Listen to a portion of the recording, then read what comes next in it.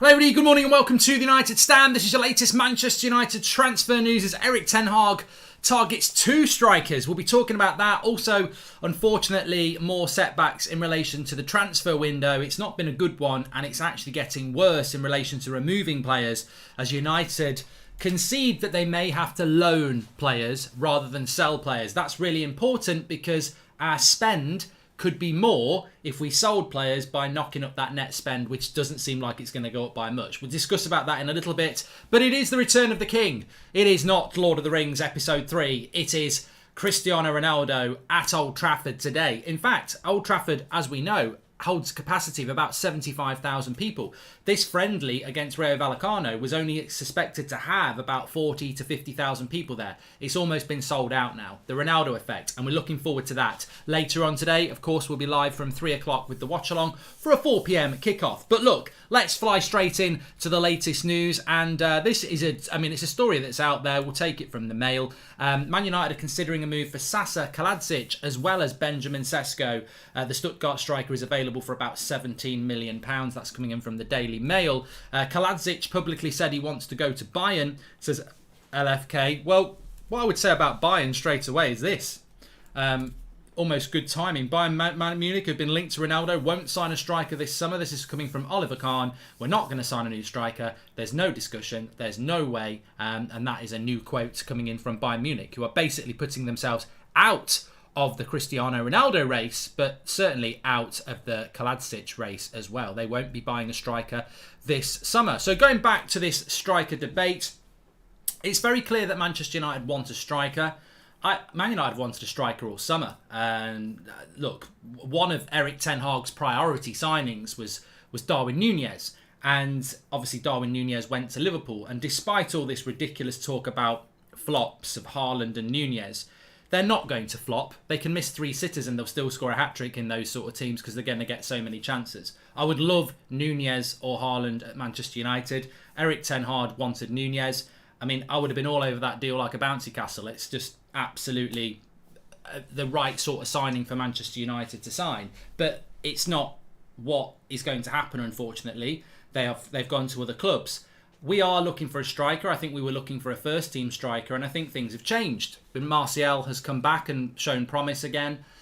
Ronaldo, who knows? But we do need another striker. So maybe we're just looking for a younger, more inexperienced profile of striker, in which case these links to Kalajdzic and Sesko, I suppose, make sense. But there's a world of difference between Sesko and Kalajdzic.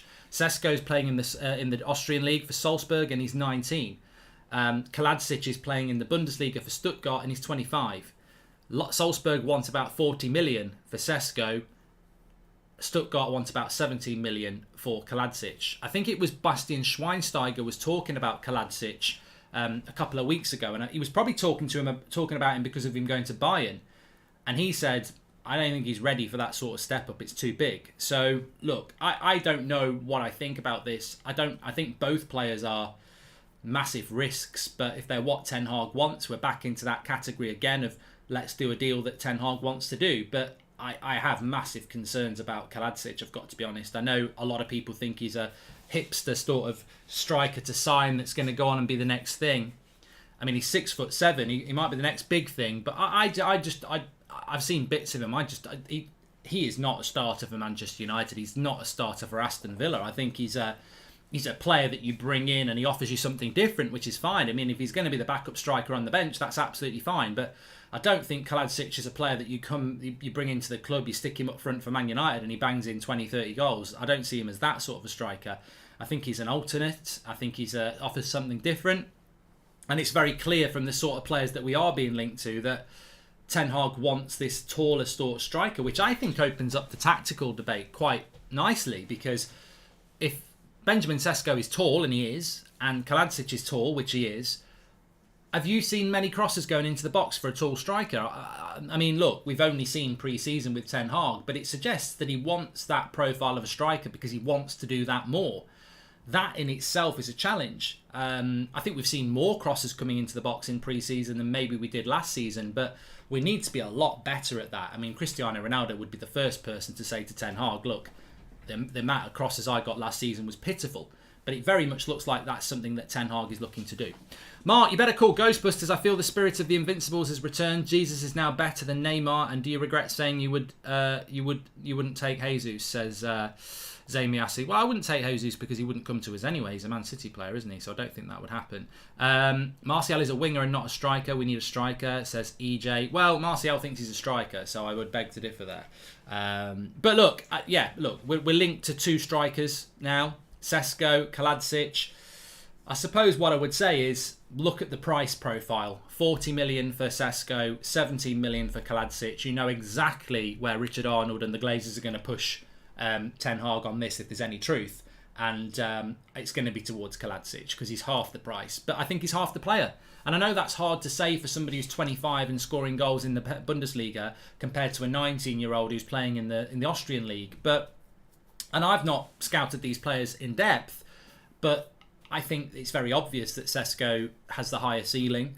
Not necessarily in his house, 6'7". Kaladzic has probably got very high ceilings, but I think Sesko is the better player with the better potential, and that's why he's more expensive. So that's the player I would go for out of the two. When it comes to United, we'll probably go for Kaladzic. So keep your eye on that. United apparently monitoring both of those 2 players in their search for a striker. I suppose the interesting thing as well is what does it mean in relation to Cristiano Ronaldo? Well, Fabrizio Romano has been talking about this, and he says at the moment the situation has not changed with Cristiano Ronaldo and Manchester United. Eric Ten Hag is doing everything he can to convince Ronaldo to change his mind. So I suppose the secondary question to that is, if we keep Ronaldo, would you still be in for Sesko or Kaladzic? And I think the honest answer is yes, we have to be. This is where I look at it from. I don't see that. I mean, Cristiano Ronaldo is one of the best strikers in the world. I'll have that debate with anybody. He is. He literally is one of the best strikers in the world. He's proven that. Whether it went well at Juventus or Man United last season, he's still proven to be one of the best goal scorers in the world. I mean, that goal he scored against Brighton, the hat-trick against Spurs, the goal against Atalanta back in the autumn was eye of the needle finishing. He's an amazing finisher. And you can't replace Cristiano Ronaldo with a 19-year-old or a 25-year-old from Stuttgart. It's a massive drop-off. I think what you need to do is keep Ronaldo, keep Martial, and then bring in a striker like this. And then you've got a good mix. You've got Ronaldo coming towards the end of his career, but still very, very good. You've got Martial in his mid-20s, inconsistent, but on his day, almost unplayable. And they've got a young striker to learn off both and offer a different option because they're tall. So I actually think Sesko, Martial, Ronaldo would be what I would say is a reasonable attack line of options to go into a season. But we could end up with just Martial and Sesko and Ronaldo leaving, which I think leaves us ridiculously short of quality. Don't think these are Ten Hag choices. Seem like Rangnick recommendations, so they'll be coming from the club, says Threefold Path. And I think that's a great point as well. There are still many stories where we're getting linked to players that, for me, just they're legacy players.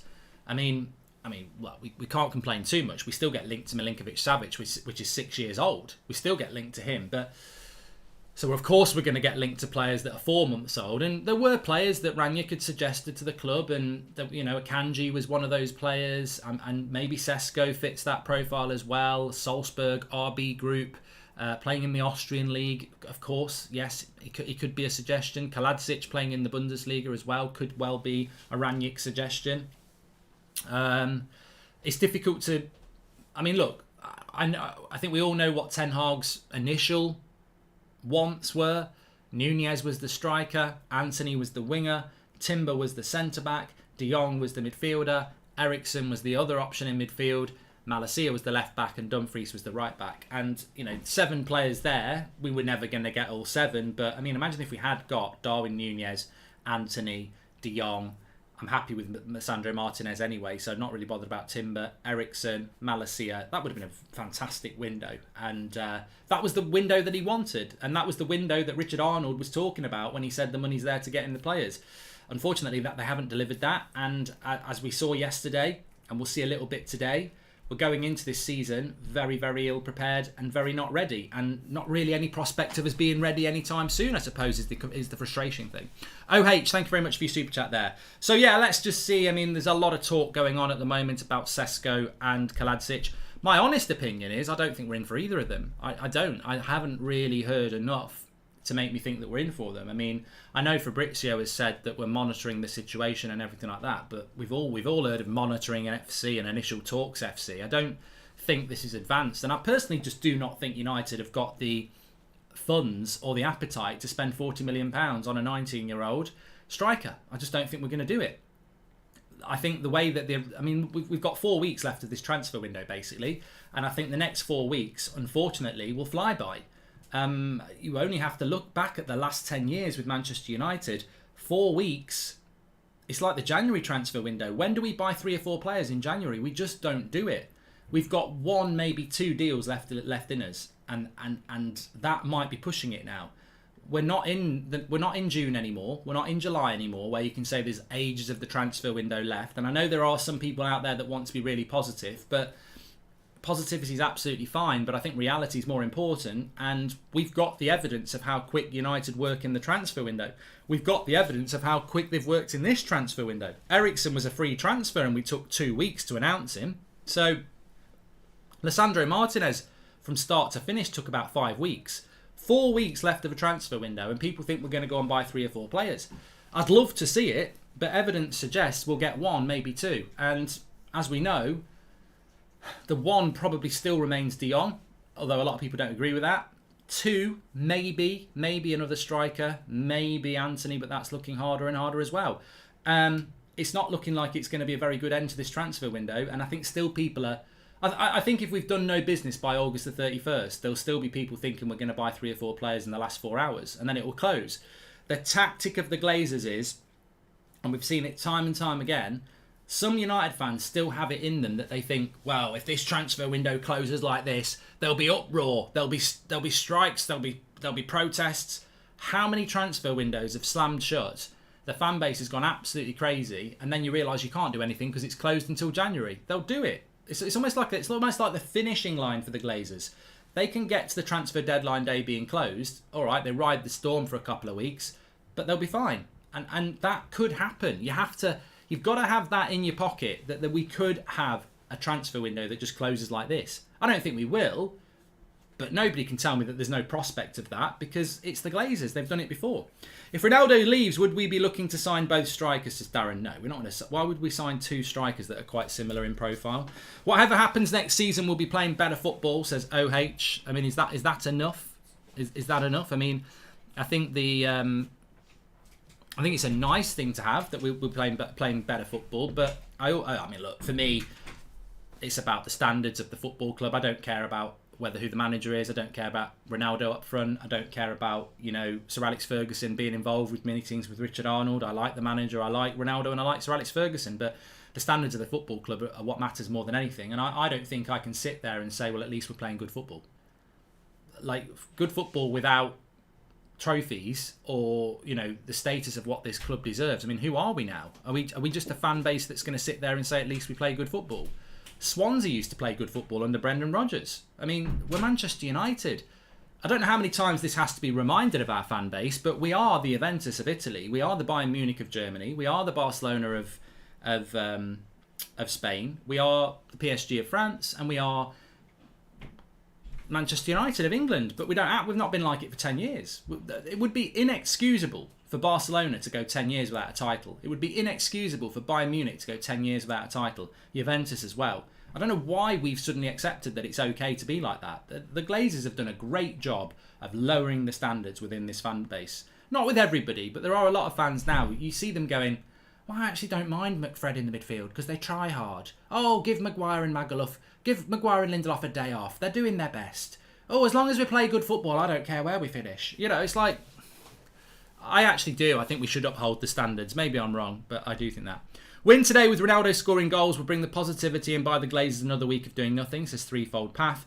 Hi Mark, do you think mid-August is the deadline for Anthony since working visa process time is 5 or 10 working days, says Abdullah. Morning Mark, I'll take any signing considering our transfer business, says Mikael Roach. Just a quick update then on other signings. Anthony was kissing the Ajax badge last night. I'm 50-50 on Anthony. I mean, I have been very confident in the past, but I think I said it on Twitter this morning. Ten Hag is a massive positive. Puts a smile on most of our faces. Very excited about Ten Hag. The transfer activity is nothing to do with him. It's a massive disappointment. And I can't sit here knowing that Ten Hag wants Anthony and knowing that Anthony wants to come to Man United. I can't sit here and say we're going to sign him because, yeah, Ten Hag's a positive, but our transfer activity is a joke. And that's the thing that will get Anthony. So when you're thinking about any signing, you've got to look at the transfer activity of the summer and say it's been amateur. So I'm not confident we're going to get Anthony. I'd still say I'm 50-50.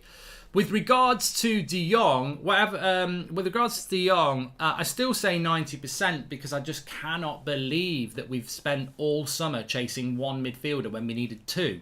I cannot believe that we've spent all summer obsessed by one signing if we don't know that he wants to come. I cannot believe the club think that they would recover from not getting De Jong, having spent all summer on it. I mean, no word of a lie, Murta, maybe even Arnold, really would be sacked by a competent business. They won't be sacked. They'll still be here next year. But if we don't get De Jong, those two should be sacked. They bloody went to Spain in their suits, didn't they? Got caught in a bloody restaurant. Like, you cannot go and be an advert for Dumb and Dumber. You'd have to be sacked. But they won't be sacked. But this is why I think we will get them, because I just cannot believe that we've invested this much time and publicity in a player that won't come to us. So I still think we'll get De Jong. Interesting that they're flying back right now from the US, so that helps the deal a bit. I don't think it means it happens tomorrow, but it could happen anytime in the next 3 weeks. Barcelona desperately want to sell him. De Jong obviously wants his money. Xavi's come out and said that, I don't know what's happening. He mentioned the economic situation. He said playing him at centre-back doesn't mean he's leaving. It does. We'll have to wait and see what happens with De Jong. I think the fact that he's not in America anymore helps the deal. The fact that the Liga is about to start soon helps the deal. I remain 90%, but I don't really have much more to say than that. Let's be honest, Erik Ten Hag needs to change targets and refocus on other players. The club can't buy others until he agrees. I love Erik Ten Hag, but I'm worried, says Elliot. 6 games in August, 15% of the season could be right off by the end of the month if no new players and then players down tools, says Daniel. You know what? I don't want to talk about that because that's a massive speculation point, Daniel. But I do want to talk about it in a sense where I say these players, you can already detect cracks. I can already detect it. Yesterday I saw a couple of heads dropping slightly, not like that, but you could see a little bit of frustration in some of the players at times yesterday. The arguments with the referees, that's always a sign of frustration. There were certain players getting into arguments with referees. There were certain players, fouling people in frustration. We saw Maguire get done for pace, got a yellow card. Obviously McTominay, Fred. Now some people would say that's part and parcel of the game, but the fouls they were doing were quite frustrated. It was because players were getting the better of them. But more importantly, you've got people like Donny come back, not getting in the starting lineup. And I think cracks will start to appear if Ten Hag cannot keep the momentum going. If results are good, toxicity won't thrive. If results become bad, that's when it starts to get toxic. And Ten Hag's chances of keeping things positive will be massively enhanced by getting in the players that he wants. Also, Mbappe was all but in a Madrid shirt, and then PSG fans started booing all the players except for Mbappe, and he now says that made him want to stay. Says Ash. Well, hopefully we'll see Ronaldo today. We're going to do a watch-along, of course. 4 o'clock kickoff. We'll be live for that. And hopefully we will hear and see a massive crowd chanting Ronaldo's name, because I don't see what purpose I don't see how it benefits Man United. If you watched that game yesterday, how does it benefit Man United to not have a world-class player in it? Like, I don't care what you think about Ronaldo. I mean, I think it's absolutely irrelevant. We need world-class players. This is why we need De Jong. Whether he wants to come or not, we need De Jong. And whether Ronaldo wants to stay or not, we need Ronaldo. We're not in a luxurious position where we can say we don't need 2 world-class players. We desperately do. I mean, I suppose the choice is this. Do you want McTominay and Fred in your midfield next season, or do you want De Jong and Fred in your midfield, even if De Jong doesn't want to come? Let's persuade him. Let's show him what a great football club we are, what a great fan base we are. Let's make him happy, even if he's not happy at the start. It's about quality. If you want passion merchants, go and support Stoke. Like, we need quality. You win leagues with quality. You win trophies with quality. You have seasons like last year if you focus on passion merchants. We need quality.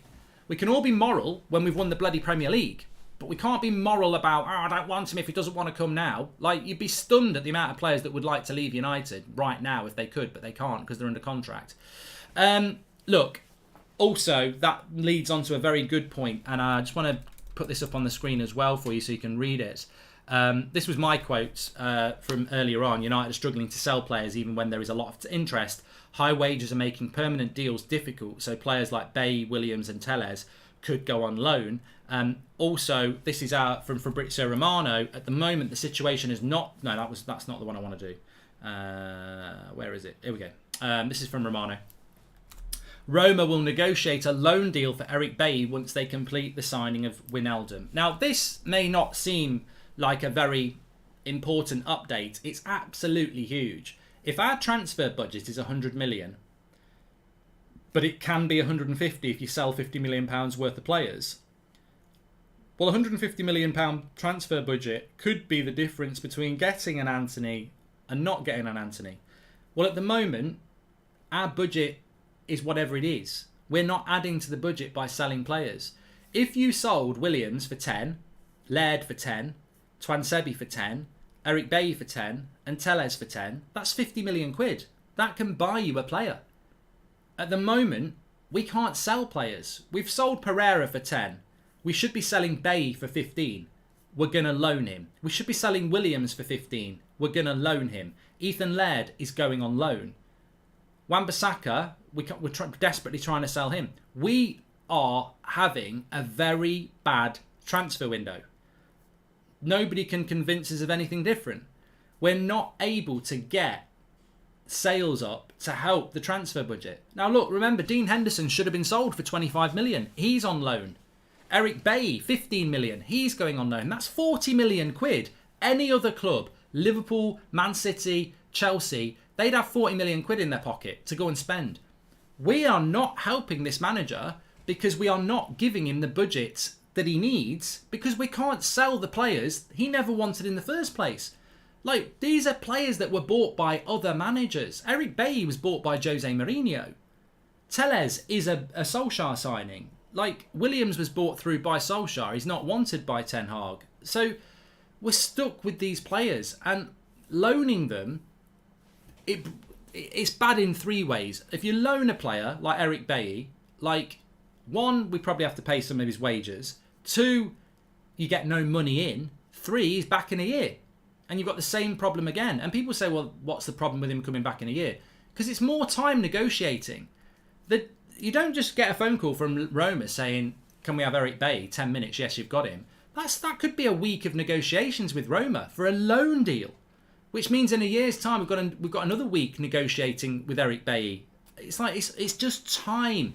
United are the experts in adding problems to next year. Every loan deal we have to work on, it takes time because you've got to negotiate it. But we don't get any money for it. We don't remove the player and we'll still end up paying some of their wages. Why is it we can't... I mean, Eric Bailly's a prime example. Why is it we can't sell Eric Bailly?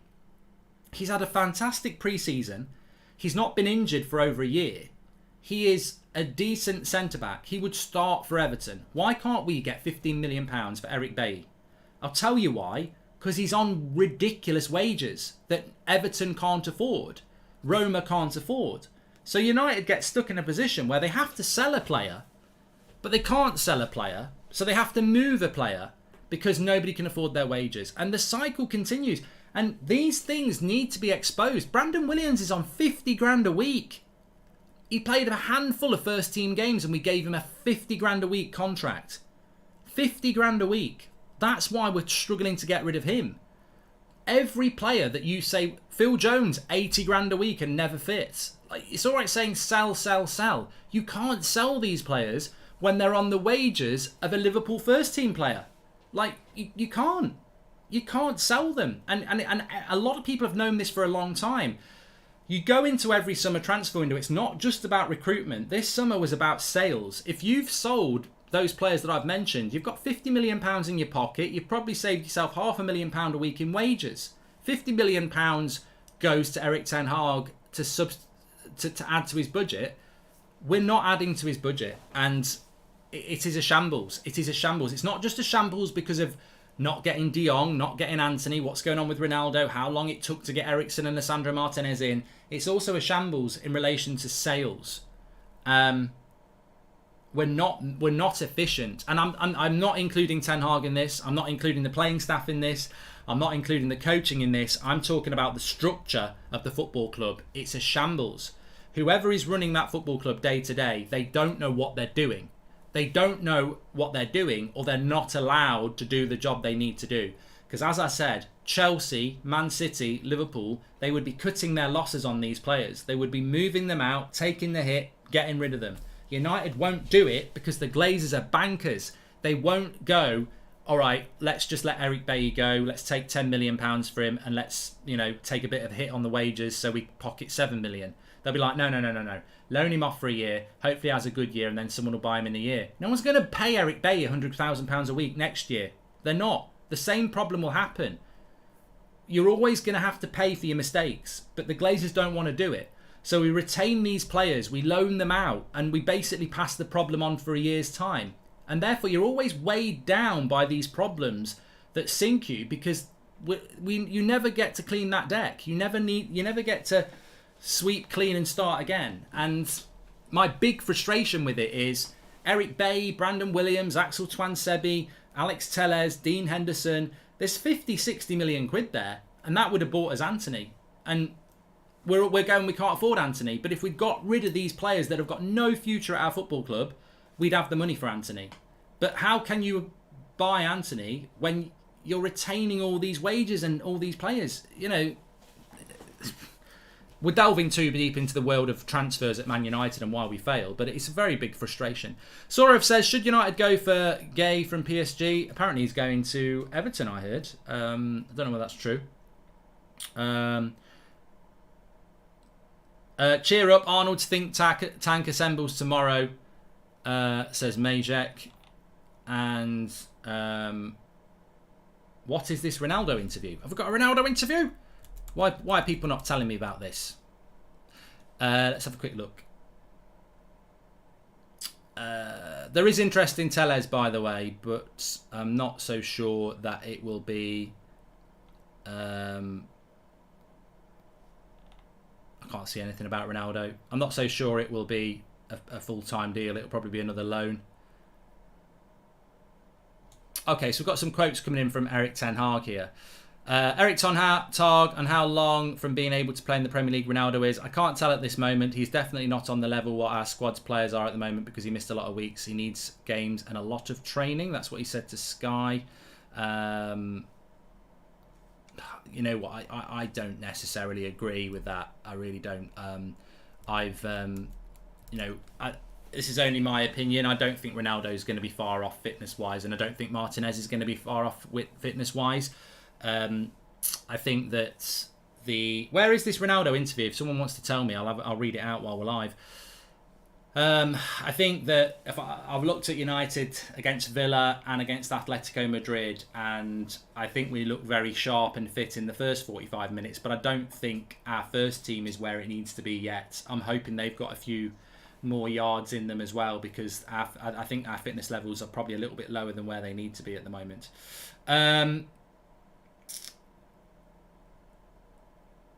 Telles, De Jong flies back. Ronaldo, okay. Munich no strikers. Bouncing Castle, okay. Actually, you know what I was saying before about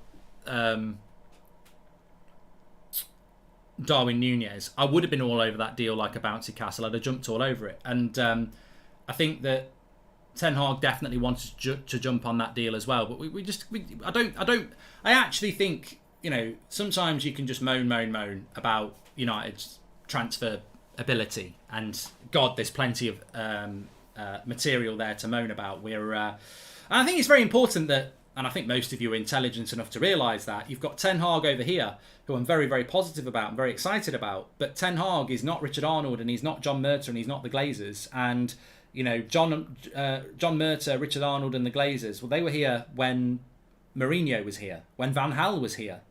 when Ollie was here. Ten Hag wasn't. Don't make the mistake of thinking you can't be negative about Murta, Arnold and the Glazers without being negative towards Ten Hag. You definitely can. Ten Hag is fresh, new, and he's got a good CV. Murta, Arnold, Glazers, they're on trial for something very different. You know, crimes against Manchester United, they're on trial for. And, it's rehabilitation, apparently. Let's see if they can, come out of that rehabilitation and show that they're any better than they have been. But don't make the mistake of thinking that moaning about the way that we sell players and recruit players in any way means that you're being negative towards Ten Hag. That's just tunnel vision stupidity. You can look at your dinner today and go, I really like the beef, I love the roast potatoes, but those carrots are undercooked and the gravy's cold. Doesn't mean you don't like the beef and the potatoes. Ten Hag, love him, back him, excited about him. Arnold, Murta, Glazers, sorry, crap summer transfer window. Recruitment's been poor, slow and inefficient, and sales has been embarrassing. The fact that you're loaning players is a complete and utter white flag of your incompetence. It's a surrender that you can't sell players that you gave stupid contracts to in the first place. And that is hindering recruitment, because how can you buy the players you need when you can't sell the players you don't need? And those sales would bring much needed funds to the transfer recruitment pot.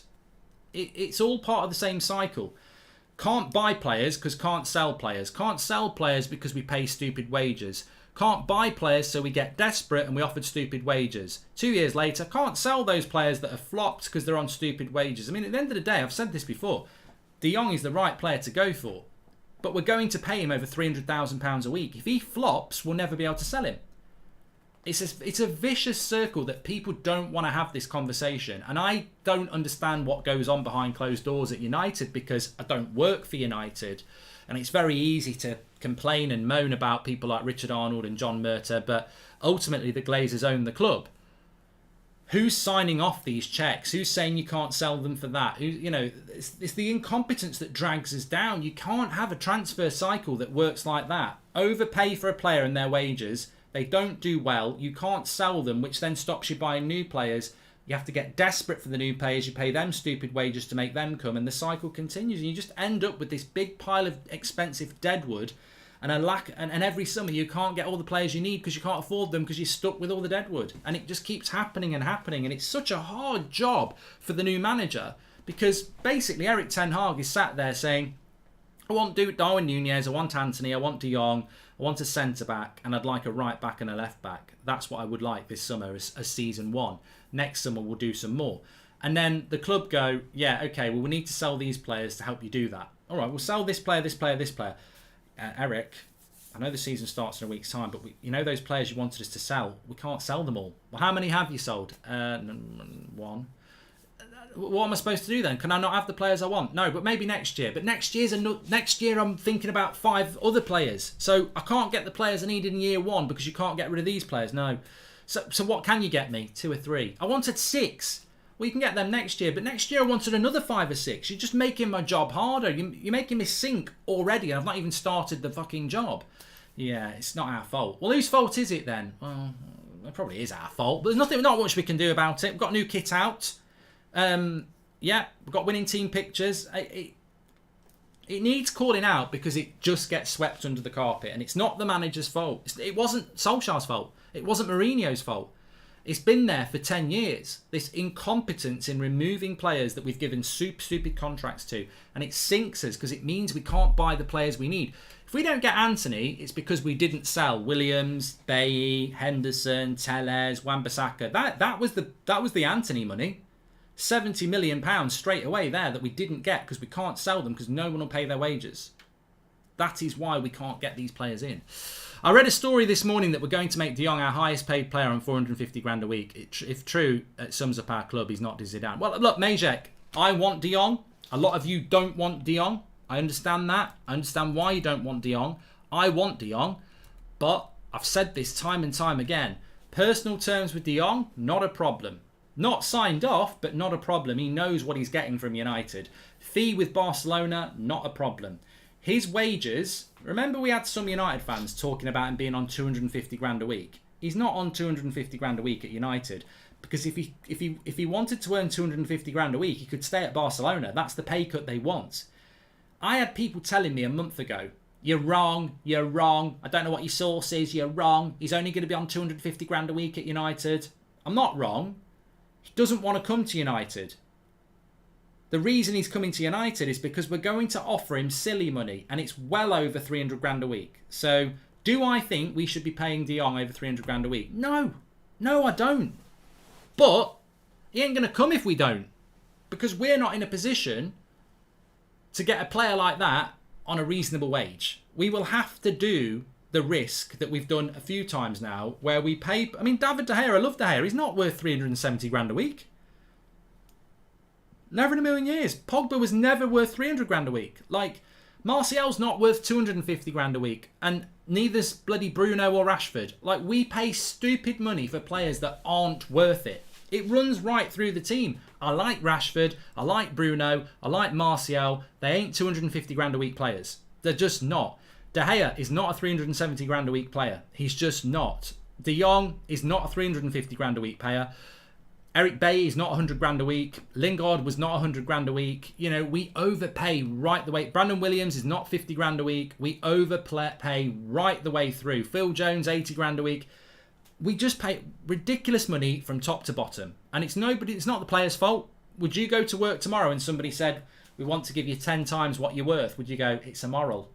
You'd go, where's the contract? So I don't understand how a club like Manchester United, one of the greatest clubs in sport, has got people working there who don't know about the game. Like, we pay stupid money, and I don't get it. I've always said the one thing I don't understand about the Glazers is they're so obsessed about money. They're so obsessed about dividends. They're so obsessed about keeping us in debt. But they don't employ people who tell them how to make money. Like, if I was an advisor to the Glazers, I would be, look, if you spend money right, you will make more money. That's how it works in football. The higher you finish up the league, the more money you make. The deeper you go into the tournament, the more money you make. The better football you play, the more shirts you sell, the more tickets you sell, the more times you're on TV. In football, the better you are, the more money you make. So that's principle one. Two, don't overpay for wages. Like, look at Liverpool's squad, look at Man City's squad, two of the best teams in the world. Their wages, all right, you've got people like De Bruyne and Salah who are on big money, but the vast majority of their squad are below £200,000 a week. Most of them 150 grand a week. We've got people like, we had Juan Mata on 150 grand a week. He's been a bench player for 4 years. He'd be one of the best paid players at Liverpool. Like, there's just so many ways we could save money, but really the Glazers don't want to save money. What the Glazers look at for the next 5 years is, Man United are going to make this profit over the next 5 years, and we're going to take these dividends over the next 5 years, and we're not going to pay the debt over the next 5 years. That's what they do. That's what they look at. It's not about football. It's just about how much money can we make out of Manchester United over the next 5 years. And when the bubble bursts, we'll sell it. Unfortunately for us as fans, when the bubbles burst with the Glazers, we might not have much of a club left. And that's why you've got people consistently trying to make a change at the football club, because we could end up in a horrible situation. But that's very separate to Eric Ten Hag. And you've got to, we've all got to live in hope that Eric Ten Hag can do what Sir Alex Ferguson did and defy the crap ownership with amazing coaching. Because I don't know how Sir Alex Ferguson kept winning league titles with Cleverley and Anderson, and lack of value in the market. He somehow managed to keep winning titles and a Champions League with the Glazers in charge. It can be done. It's very hard to do it, but we'll have to wait and see what happens with it, I guess. Look, thanks everyone for tuning in. Not quite where I thought the show was going to go this morning, but sometimes you have to wander into those areas. This afternoon it is positivity. If you're going to Old Trafford, sing your hearts out for Lisandro Martinez. It's his debut, and Cristiano Ronaldo, we need him to stay as well. The Glazers need to go, says Sparky. We will be live at 3 o'clock with our watch along. Looking forward to it. I'm excited to see the midfield. I'm hoping that Donny, Garner and Ericsson play as a midfield three. with Varane and Lissandro as the centre-backs, and then Ronaldo. That would be a very strong spine to make it an interesting game. So I'm looking forward to that. But that will be this afternoon at 4 o'clock. We'll be live from 3 o'clock on the channel. Make sure you subscribe, bottom right-hand corner. I've also pinned the members chat in the chat. If you're playing Fantasy Premier League this year and you're a member of the channel, we've got our members Fantasy Premier League. You can get involved in that. There's a video on how you do it. Make sure you enter that because we've got prizes and all sorts to give away each month and everything like that. So get involved with that. That's for the members. Also got a video going up about Sancho, comparing him to Anthony and why I think they would be two really good wingers for Manchester United. That's going to go up very soon as well for the members exclusively. Thank you for supporting the channel. But of course, this afternoon we will be back with a watch along, a match reaction, and all that jazz. Ronaldo returns, Lisandro Martinez's debut. Looking forward to that. Take care, everyone, and I'll speak to you all in a little bit. Thanks for